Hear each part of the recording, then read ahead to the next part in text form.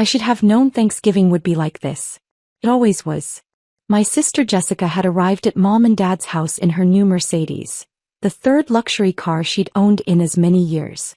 She worked in pharmaceutical sales, made decent money and never let anyone forget it. Especially not me. Emily's here. Mom had announced when I walked in, her tone somewhere between disappointed and resigned.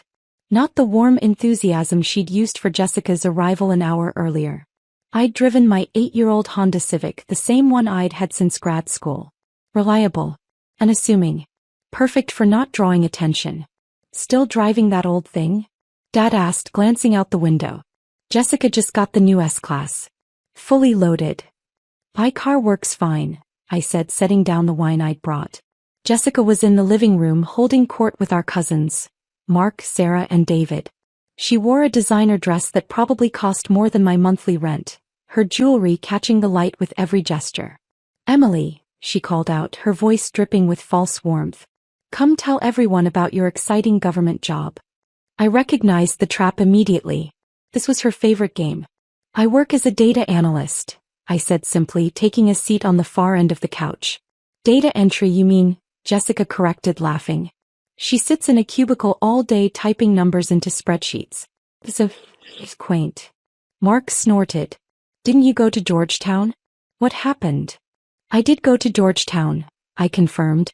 Got my master's there too. And you ended up doing data entry? Sarah shook her head. That's rough. What a waste of a good education. I'd heard variations of this conversation for 7 years. Ever since I'd taken my position at what my family believed was a generic government office in D.C. They'd never asked for details. They just assumed. The benefits are good, I offered, which was true. The government benefits were excellent. Especially when you factored in the hazard pay for classified operations and the life insurance policy that came with a top-secret/SCI clearance. Benefits, Jessica repeated, making the word sound like an insult. That's what people say when their job is boring and pays nothing. Dad came in from the kitchen carrying a beer. Jessica just closed a deal that's going to bring in a 6-figure commission. Tell them about it, honey. Jessica launched into a detailed account of her latest pharmaceutical contract while I pulled out my phone. Not my personal iPhone, but the other one. The Samsung in the matte black case that looked like any other smartphone but was encrypted with NSA-grade security and connected to a network that didn't officially exist. 2 new messages. Both routine updates. The situation in Eastern Europe was still developing. The asset extraction in Southeast Asia was proceeding on schedule. Nothing that required my immediate attention.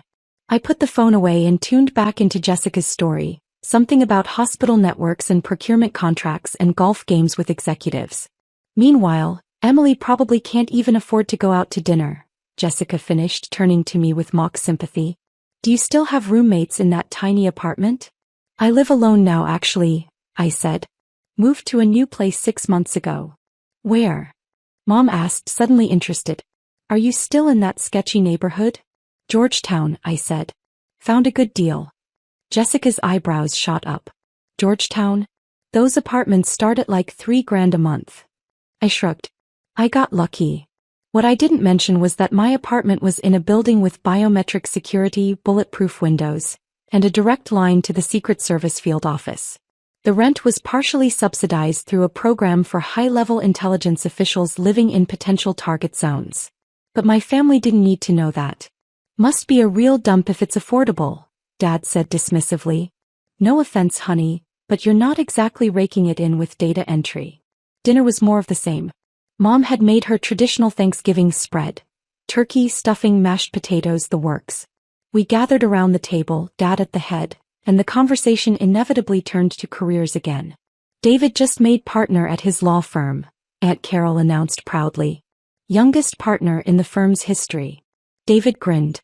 31 years old. Not too shabby. Incredible, Mom gushed. We're so proud of you. What about you, Emily? Uncle Robert asked. Any promotions coming your way? I'm happy where I am, I said, cutting into my turkey. That's what people say when they're stuck, Jessica interjected. No growth trajectory. No advancement opportunities. Just data entry. Forever. Someone has to do it, I said mildly. But why does it have to be you? Mom asked, and there was genuine sadness in her voice. You were so bright in school. Top of your class. We thought you'd do something important. I felt my secure phone buzz in my pocket. I ignored it. It was Thanksgiving. I mean, look at Jessica, Dad said. She's killing it. Company car, expense account, traveling to medical conferences. That's a real career. And look at you, Jessica added, her voice saccharine. Still doing data entry at some government office nobody's ever heard of. What is it, the Department of Agriculture? Transportation? Something like that, I said.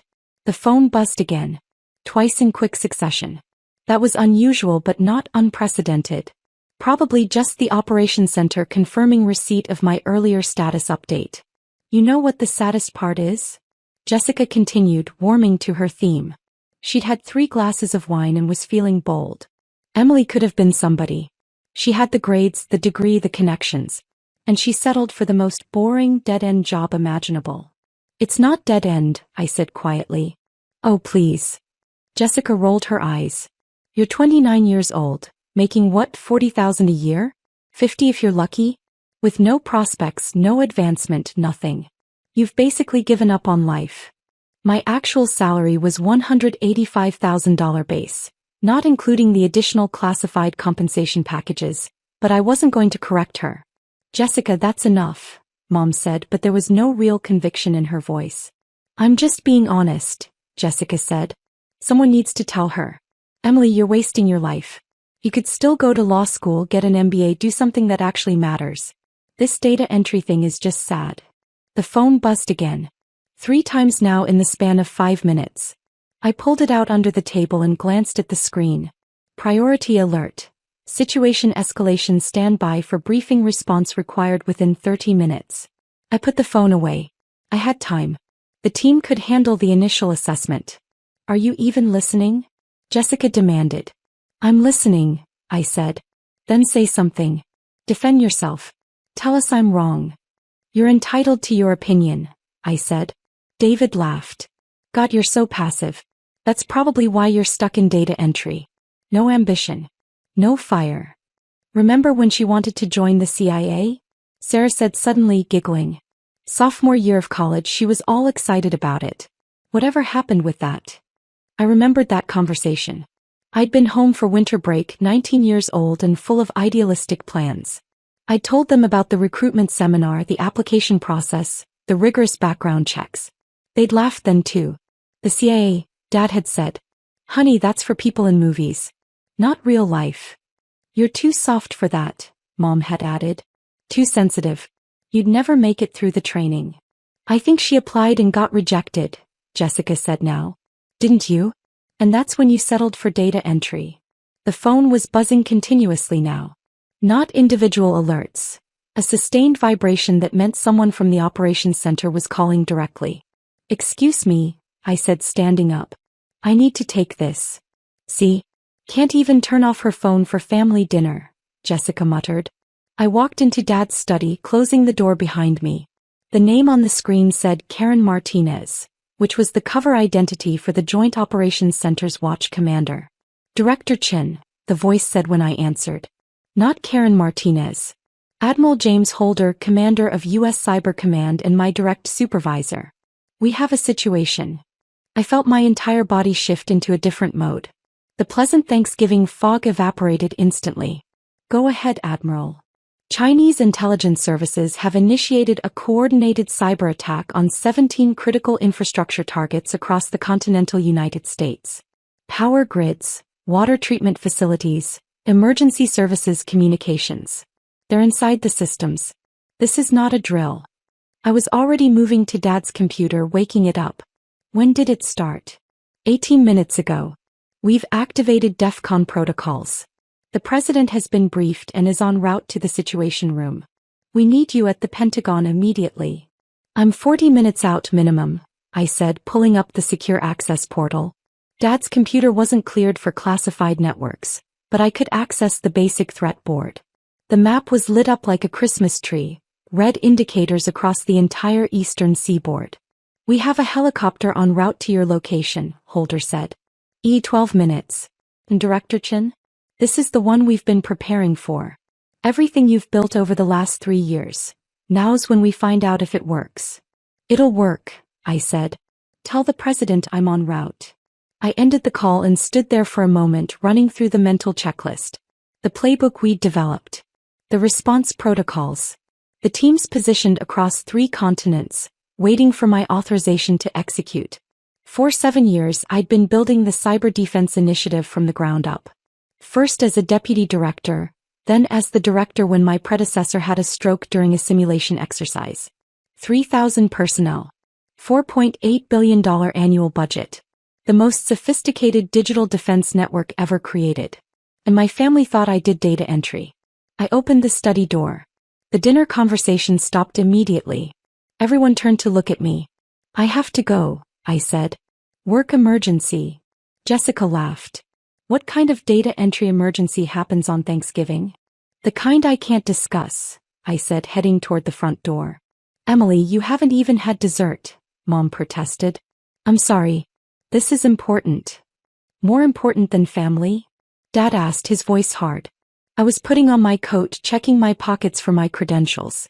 Wallet, keys, both phones, the small leather case that contained my building access cards. Everything was there. Yes, I said simply. Jessica stood up, her face flushed with wine and indignation. This is ridiculous. What could possibly be so important that you have to run out on Thanksgiving dinner?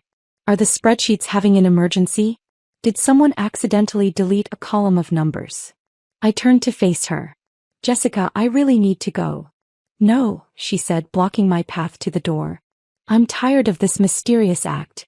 You're not a spy. You're not James Bond. You're a data entry clerk having a tantrum because we called out your pathetic career. The secure phone rang again. I could see the caller ID. POTUS direct line. That was the president. Calling me personally. On Thanksgiving. I let it go to voicemail. He'd understand. Move, I said to Jessica. Make me, she shot back. I could have. I'd been through the same hand-to-hand combat training as every field operative in the intelligence community. I'd qualified expert marksman with 4 different weapons systems. I'd done 3 rotations in active war zones under deep cover. But she was my sister and this was Thanksgiving and some habits die hard. Jessica, please, I said. Jessica, please, she mimicked in a whiny voice. God, you're so weak. So pathetic. No wonder you never amounted to anything. Through the window I could see lights in the sky. Helicopter lights approaching fast. The phone rang again, a different number this time. The Joint Operations Center's emergency line. I answered it. Chin. Director, we have secondary attacks initiating. They're going after the financial sector now. You need to be here. 2 minutes, I said and ended the call. The helicopter was close now, the sound unmistakable. Everyone in the room could hear it. What the hell is that? David asked. The chopper descended into the street in front of the house. A Marine Corps 60N White Hawk. Presidential Transport Squadron. The neighbors' houses lit up as people looked out windows, trying to figure out what was happening. That's my ride, I said. Jessica's mouth fell open. What? 2 Marines in full dress uniform were walking up the front path. I opened the door before they could knock. Director Chin, the senior Marine said, saluting crisply. We're here to transport you to the Pentagon, ma'am. Admiral Holder sends his compliments and requests your immediate presence. I returned the salute. I'm ready, Captain. Ma'am, we have your go bag and tactical gear on board. The Admiral suggests you change en route. Understood. I turned back to my family. They were all frozen, staring at me like they'd never seen me before. Director. Mom whispered. I have to go, I said again. Director of what? Dad asked. The Marine captain was holding the door, waiting politely. Through the window I could see the helicopter's rotors still spinning, ready for immediate departure. Emily, Jessica said, her voice strange. What's going on? My secure phone lit up again. A text message from the Director of National Intelligence. Emily, we're at DEFCON 2. Get here now. DEFCON 2. The second highest level of military readiness. 1 step below nuclear war. I'm the director of the Cyber Defense Initiative, I said, pulling out my credentials wallet and flipping it open. The badge was clear. Emily Chin, Director CDI. Below that in smaller text, Top secret/SCI clearance. Presidential authority. You're what? Mom said faintly. I direct the nation's cyber defense operations, I said. All of them. Every digital security protocol, every defensive system, every offensive cyber capability. 3,000 personnel report to me. When there's a cyber attack on the United States, I'm the one who coordinates the response. But, data entry. Jessica stammered. I never said I did data entry. You assumed that. I analyze data, yes. Intelligence data. Threat assessments. Attack vectors. That's different from data entry. Ma'am, the Marine captain said gently. We really need to go. Why didn't you tell us? Dad asked. Because it's classified, I said. I signed approximately 700 documents swearing I wouldn't discuss the details of my work with anyone who doesn't have appropriate clearance. That includes family. Director Chin, the captain said more urgently this time. The Admiral is holding a briefing for you. We're approaching the window where delay becomes critical. I understand, Captain. I looked at my family one more time. I'm sorry. I have to go. There's a situation that requires my immediate attention. What kind of situation? Uncle Robert asked. The classified kind, I said and walked out the door. The Marine Corps helicopter crew had the door open, ready to go. I climbed aboard, strapped in and put on the headset. The captain was already coordinating with the pilot. Directors secure. All systems green.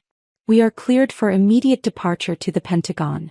Through the helicopter window I could see my family standing on the front lawn, staring up at us. Jessica looked like she'd been hit in the face with a brick. Mom had her hand over her mouth. Dad was just standing there, motionless. The helicopter lifted off, banking hard to the east. Within seconds we were over the Potomac, racing toward the Pentagon at maximum speed. Ma'am, the crew chief said, handing me a secure tablet. Latest threat briefing. Admiral Holder wants you current before you arrive. I scanned the document. It was worse than I'd thought. The Chinese hadn't just penetrated 17 systems. They'd been inside for weeks, maybe months, mapping the networks and planting logic bombs. This wasn't a probe. This was preparation for full-scale cyber warfare. ETA to Pentagon? I asked. 7 minutes, ma'am. 7 minutes. In 7 minutes I would walk into the National Military Command Center and take control of the largest cyber defense operation in U.S. history. The President would be there, along with the Secretary of Defense, the Chairman of the Joint Chiefs, and every major intelligence chief. They would all be waiting for me to tell them how to stop this. Ma'am, the crew chief said, offering me the go bag. Your gear. I changed quickly, swapping the casual Thanksgiving outfit for the business attire I kept ready. Dark suit, white blouse, comfortable shoes. The uniform of a senior intelligence official. Clipped to my belt. 3 different ID badges, each granting access to progressively more secure areas of the Pentagon. My phone buzzed with incoming messages. Status updates from my deputies around the world. Our defensive systems were holding, but barely. The Chinese had sophisticated tools, things we'd never seen before. Pentagon in sight, the pilot announced. The massive 5-sided building loomed below us, lit up in the darkness. The helicopter descended toward the helipad reserved for executive transport, the one I'd used dozens of times over the past 3 years. We touched down. I unbuckled, grabbed my gear and stepped out into the cold November night. Admiral Holder was waiting at the entrance, flanked by 2 Secret Service agents. He was a trim man in his late 50s, 27 years of naval service, and he looked worried. I'd never seen him look worried before. Emily, he said, not bothering with formal titles. Thank God you're here. Status? I asked, already walking. They're in deep power grid control systems in 7 states. If they wanted to, they could black out the entire eastern seaboard right now. Then why haven't they? I asked. That's what the President wants to know. We moved through the Pentagon's corridors at a near run, past security checkpoints that opened instantly when they scanned my credentials. 2 Marine guards snapped to attention as we approached the entrance to the National Military Command Center. The doors opened. The room was exactly as I'd left it during the last major exercise. A theater-style space with multiple screens showing real-time data feeds from around the world. But this time the threat board was real. The attacks were real. The potential for catastrophic damage was very, very real. President Morrison was there, standing at the head of the table, still in his suit from whatever event he'd been pulled away from. Secretary of Defense Wallace was next to him. The chairman of the Joint Chiefs. The director of the NSA. The director of the CIA. All of them turned to look at me. Director Chin, the president said. Thank you for coming. Mr. President, I said, moving to my position at the Tactical Operations Console. I understand we have multiple breaches. 17 confirmed, Admiral Holder said, pulling up the threat map. Possibly more that we haven't detected yet. I logged into the system, my credentials granting me access to every defensive tool we had. The data streamed across my screens. Network traffic, intrusion alerts, defensive protocols activating and deactivating as the attack evolved in real time. They're testing us, I said, watching the patterns. Looking for weaknesses in our response protocols. Can you stop them? The president asked. I pulled up the playbook we'd developed, the one nobody believed we'd ever actually use. Scenario 7, Coordinated Infrastructure Attack by Near-Peer Adversary. Yes, sir, I said. But it's going to get worse before it gets better. Explain, Secretary Wallace ordered. They're not trying to cause damage yet, I said, highlighting the attack vectors on the main screen. They're mapping our responses. Every defensive measure we deploy tells them something about our capabilities. They're learning. So what do we do? The CIA director asked. I looked at the president. Sir, I need authorization to execute Defensive Protocol Omega. The room went silent. Everyone knew what that meant. Offensive cyber operations. Not just defending against the attack. Actively striking back at the Chinese networks, taking down their command and control infrastructure, maybe even hitting their civilian systems as a demonstration of capability. It was the option we'd hoped never to use. That's an act of war, Secretary Wallace said quietly. They attacked us, I replied. We're already at war. This is just making it official. President Morrison looked at me for a long moment.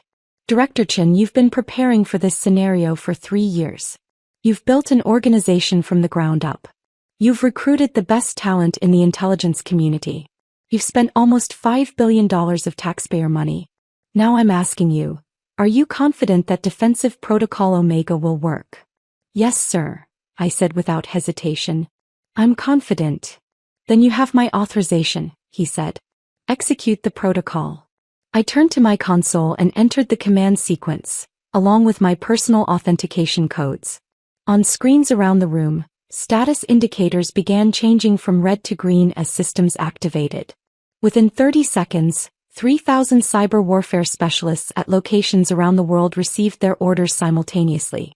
The largest coordinated cyber offensive operation in history had just begun. Chinese command and control networks are being disrupted now, I reported. We're severing their connections to the compromised systems. They're losing visibility. On the main screen, the attack patterns were already changing. The Chinese were realizing something was wrong, trying to adapt, but we were moving faster. Infrastructure systems are being quarantined, one of my deputies reported over the secure channel. We're regaining control. Power grids are secure, another voice said. Water treatment facilities secured. Emergency communications restored. The red indicators on the threat map were turning green one by one. 17 compromised systems. Then 15. Then 12. Their offensive capabilities are degrading, I said, watching the data flow. They're going defensive, trying to protect their own networks. Are we inside their systems? The president asked. Yes, sir, I said. We're in their military networks, their intelligence services, their critical infrastructure.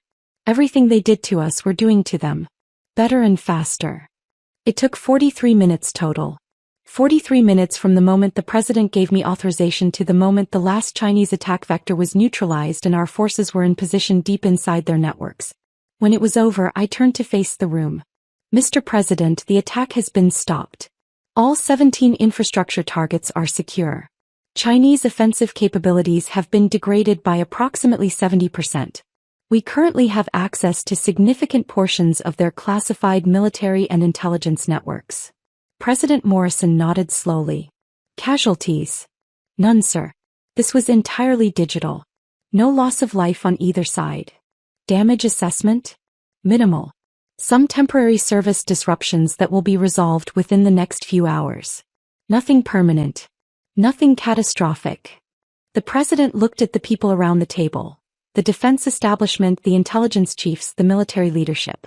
Then he looked back at me. Director Chin, you and your team just prevented what could have been the most devastating attack on American infrastructure in history. On behalf of the nation, thank you. Just doing my job, sir, I said. He smiled slightly. Yes. A job most Americans don't even know exists. But one that might have just saved thousands of lives. The briefing continued for another 2 hours. Diplomatic implications. Strategic responses. How to handle the media. Whether to publicize what had happened or keep it classified. I provided technical assessments, recommended defensive upgrades, and outlined the intelligence opportunities we now had inside Chinese networks. It was past midnight when the meeting finally ended. Admiral Holder walked me out. That was extraordinary, Emily. Textbook execution. It was a team effort, I said. It was your team, he replied. Your vision. Your leadership. 3 years ago, the Cyber Defense Initiative was just a PowerPoint presentation. Now it's the most effective cyber warfare organization in the world. My personal phone, the regular one, had been buzzing continuously for hours. I'd ignored it during the briefing, but now I pulled it out. 63 missed calls. 47 text messages. All from my family. I should probably deal with this, I said. Holder laughed. Yes, you probably should. Take tomorrow off. You've earned it. I walked out to the parking lot where I'd left my Honda Civic. It had been transported from my parents' house to the Pentagon at some point during the evening. Government efficiency at its finest. I sat in the car for a moment looking at my phone. The text messages ranged from confused to apologetic to demanding. Emily, please call us. We don't understand what's happening. Dad, is this some kind of joke? Are you really a director? Jessica, call me immediately. We need to talk. Jessica, I'm serious, Call me. Jessica, I'm sorry about what I said. I didn't know. Jessica, please just call and explain. There were similar messages from cousins, aunts, uncles. Word had apparently spread quickly. The Marines landing in the front yard had probably made an impression. I called Jessica. She answered on the first ring. Emily. Oh my God, where have you been? What's going on? I've been working, I said. Dealing with the situation I mentioned. She stopped. Emily, Marines came to the house in a helicopter. A military helicopter. And they called you director. What the hell is going on? I told you. I'm the director of the Cyber Defense Initiative. Which is what, exactly? It's the organization responsible for defending the United States against cyber attacks, I said patiently. We coordinate defensive operations, develop counterattack capabilities, and work with the NSA, CIA, and military to protect critical infrastructure. And you've been doing this for how long? 7 years. 3 as director, 4 before that in various deputy roles. Emily, I don't. Her voice cracked. Why didn't you tell us? Because it's classified, Jess. I literally can't tell you. The work I do, the operations I coordinate, the threats we face. It's all top secret. Telling you would be a federal crime. But we're family. Which is exactly why I can't tell you, I said. Family members are the most common security vulnerabilities. You get targeted by foreign intelligence services specifically because you're close to people with clearances.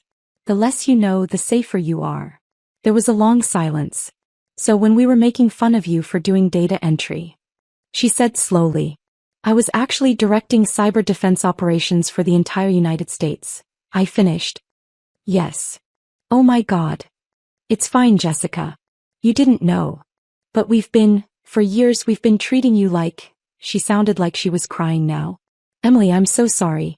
The things I said tonight, they were horrible. And all this time you were protecting the country, I said. Yes. Mom is freaking out. Dad doesn't believe it. He thinks it's some kind of elaborate prank. It's not a prank, I said. I can't give you details. But tonight there was a significant cyber attack on U.S. infrastructure. I coordinated the response. That's why I had to leave. Is the country safe? Yes, I said. We stopped it. Everything's fine. Another long pause. Can we see you? Jessica asked. Everyone's still here. They want to talk to you. I looked at the clock. It was almost 1 in the morning. I was exhausted, running on adrenaline and coffee. But family was family. I'll come by tomorrow, I said. I need to sleep first. Hey, yeah. Of course. She hesitated. Emily. Yeah. I really am sorry. For everything. Not just tonight. 4 years of being a terrible sister. We're good, Jess, I said, and I meant it. I drove home to my Georgetown apartment. The one with the bulletproof windows and biometric security. The building's night guard nodded at me as I walked through the lobby. Evening, Director Chin. Heard it was a busy night. You could say that, I said. Up in my apartment, I changed into comfortable clothes and stood at the window looking out at the city. Somewhere out there, power was flowing through grids that had almost gone dark. Water was being treated in facilities that had almost been compromised. Emergency services were communicating over networks that had almost been shut down. My phone buzzed one more time. A message from Admiral Holder. Chinese Foreign Ministry has requested an emergency call with State Department. They're backing down. Whatever you did tonight, Emily, it worked. Get some rest. You've earned it. I smiled and set the phone down. Tomorrow I would go back to my parents' house. I would explain as much as I was allowed to explain. I would probably field a lot of questions I couldn't answer and deal with a family who suddenly saw me very differently. But tonight I had done my job. I had protected the country. I had proven that the Cyber Defense Initiative wasn't just a bureaucratic exercise. It was a vital shield protecting American lives. And if my family finally understood that I wasn't just some data entry clerk wasting my Georgetown degree, well, that was just a bonus. I went to bed. I had a feeling tomorrow was going to be a very long day.